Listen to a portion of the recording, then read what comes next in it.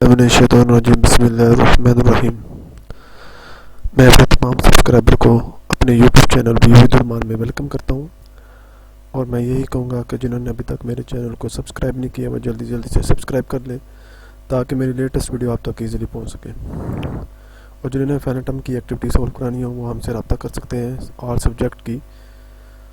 तो आज हम FIN630 इन्वेस्टमेंट पोर्टफोलियो का फाइनल क्यूज़ लेके आए हैं। जो फाइनल टर्म में क्यूज़ आते हैं वो लेके आए हैं और आज हम इसको सॉल्व करेंगे। और जिन्होंने अभी तक मेरे चैनल को सब्सक्राइब नहीं किया वो जल्दी से सब्सक्राइब कर दें। चलें आए क्यूज़ की तरफ बढ़ते हैं। जी, पहला MCQ ये है कि which of the following is not established investor behaviour. Investor behaviour का कौन सा नहीं है? Herding prospective theory, anchoring and fear and future. तो इसमें से जो मुझे लगता है वो प्रोस्पेक्टिव थ्योरी है क्योंकि बाकी इनके होते हैं लेकिन ये इसका नहीं होता। चलिए आगे तरफ बढ़ते हैं। कहते हैं in which of the following technical analysis is no issue. किसी में इशू नहीं होता, ना वीक फॉर्म इशू में होता, ना सेमी स्ट्रॉन्ग एफिशिएंसी में होता है, ना स्ट्रॉन्ग फॉर्म एफिशिएंसी में होता है। तो किसी में भी टेक्निकल इशू नहीं होता। ये मिल जाएगी आपको बुक से। कहता है अ फॉर्म ऑफ द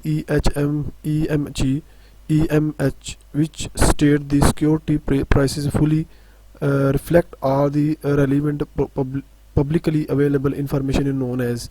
तो ये जो भी चीज़ डेफिनेशन को फिल करता है वो सेमी स्ट्रॉन्ग फॉर्म की होती है। ठीक है, तो fully prices of fully reflect करती है are relevant publicly available information. तो अवेलेबल इंफॉर्मेशन जहाँ होती है वो सेमी स्ट्रॉन्ग फॉर्म में होती है। ठीक है,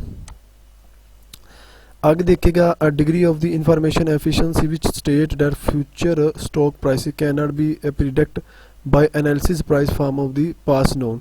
जो पास्ट की इंफॉर्मेशन के बेस के ऊपर और जिसमें प्राइस डिटरमिन नहीं कर सकता पास्ट की बेस के एनालिसिस के तौर पर, तो उसको वीक फॉर्म एफिशिएंसी कहते हैं। जारी बात है कि पास्ट को देख भी अगर वो प्राइस डिसाइड नहीं कर पाता, इंफॉर्मेशन एफिशिएंसी नहीं बना पाता, तो वीक फॉर्म एफिशिएंसी होती है।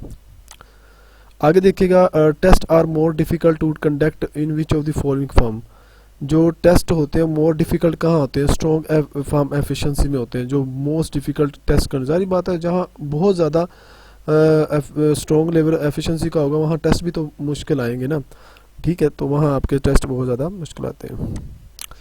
आगे देखिएगा which of the following suggestion people express the different degree of the emotional toward gain of the toward the losses. जो गेन और टूवर्ड द लॉसेस में इंश्योरिंग के कंसेप्ट में आता है। ये इंश्योरिंग की डेफिनेशन है। इंश्योरिंग या इंश्योरिंग जो भी पढ़ते हैं आप, ठीक है, ये इनकी डेफिनेशन में आ जाता है। ठीक है, आगे देखिएगा which of the following not test of the semi government of the form of the efficiency. तो डिविडेंड अनाउंसमेंट नहीं आती इसमें, अकाउंटिंग चेंज भी आता है, स्टॉक स्प्लिट भी आ जाता है, इनसाइडर ऑफ द ट्रांजेक्शन, ये भी इनसाइडर ट्रांजेक्शन भी हो सकती है। लेकिन मेरी ये डिविडेंड पॉलिसी मेरे ख्याल से ये बेस्ट ऑप्शन होगा। देख लीजिएगा बुक में से, ये पीछे वाला बस। Which of the following is not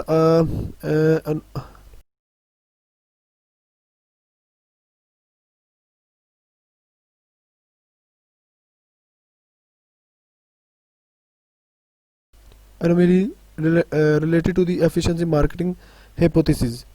तो हाइपोथेसिस में कौन सकता है? कॉमन साइज इफेक्ट आता है। ये हमेशा हाइपोथेसिस में हमेशा कॉमन साइज इफेक्ट ही आता है। ये बात में रखिएगा, ये नहीं है, ये है। ठीक है, आगे देखिएगा which of the financial asset not easily convert to the cash swaps. ये भी हो सकता है, मार्केट सिक्योरिटी भी हो सकता है, डिपॉजिट भी हो सकता है, सेविंग अकाउंट भी हो सकता है। इजीली कन्वर्ट कैश कर सकते हैं क्योंकि लेकिन ये स्वैप्स नहीं होते हैं। ठीक है, तो इसको देख लीजिएगा।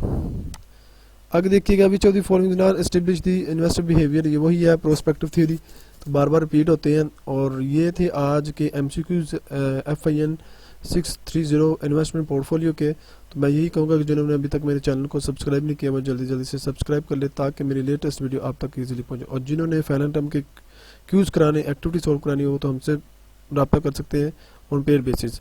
मेरा व्हाट्सएप नंबर मेरे डिस्क्रिप्शन